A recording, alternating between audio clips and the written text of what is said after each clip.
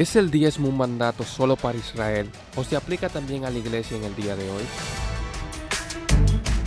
El diezmo está presente en el día de hoy o es algo del pasado. De nuevo, esto es otra de esas áreas o controversias que ha circulado por mucho tiempo.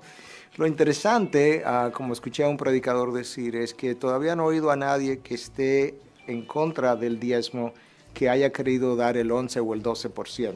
Siempre estamos en contra de algo, pero pensando siempre en poder dar mucho menos. Quizá a manera de ilustración esa introducción, pero la realidad es lo siguiente. Dios estableció un sistema tributario en el Antiguo Testamento que se conoció como el diezmo. El diezmo no era simplemente destinado para las cosas que a veces pensamos limitada exclusivamente a la iglesia, sino que había un 10% para los levitas que no tenían manutención, no tenían salario, no tenían ingreso. Había un 10% que era dedicado al templo propiamente dicho, su mantenimiento y todo lo demás. Y un 10% que se recogía cada 3 años para las necesidades. Y ese segundo diezmo que mencioné también servía para poder financiar las festividades religiosas del pueblo. Bueno, lo cierto es que como sistema tributario eso no está en el Nuevo Testamento. Si nosotros quisiéramos insistir en que ese sistema tributario pasó de esa manera al Nuevo Testamento, no creo que pudiéramos defenderlo de esa forma. Sin embargo, si pensamos en las razones por las cuales el diezmo fue recogido en el Antiguo Testamento, esas razones permanecen ahí. Hoy en día tenemos ministros, pastores, que necesitan recibir un salario, sobre todo aquellos que trabajan a tiempo completo. Tenemos templos que tienen que ser construidos o edificaciones, dependiendo del término que usemos, tienen que ser construidos, mantenidos, y que necesitan entonces de un apoyo financiero. Y tenemos también personas con necesidad dentro de la iglesia y alrededor de la iglesia. De manera que las razones por las que Israel tomaba un diezmo permanecen hoy con nosotros.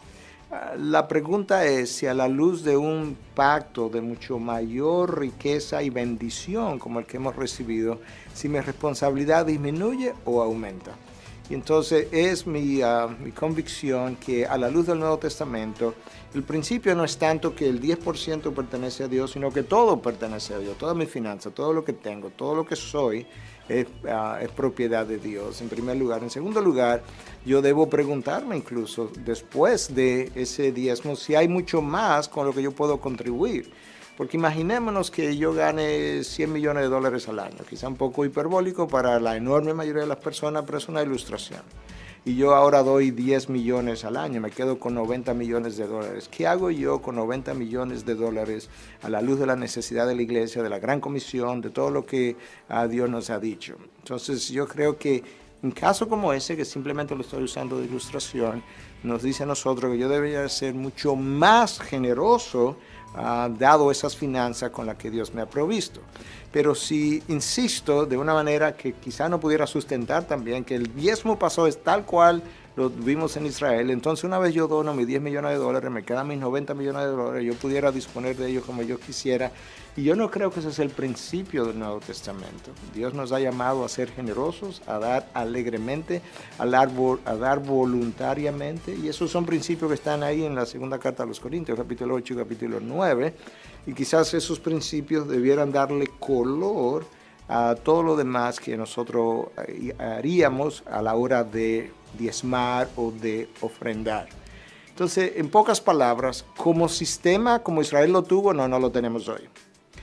Como principio en el Nuevo Testamento de cómo sustentar el ministerio, la gran comisión, los pastores, yo creo que los principios de voluntariedad, de generosidad, de Dios es el dueño de todo lo que tenemos y de considerar incluso dar mucho más allá del 10% cuando las posibilidades lo permiten.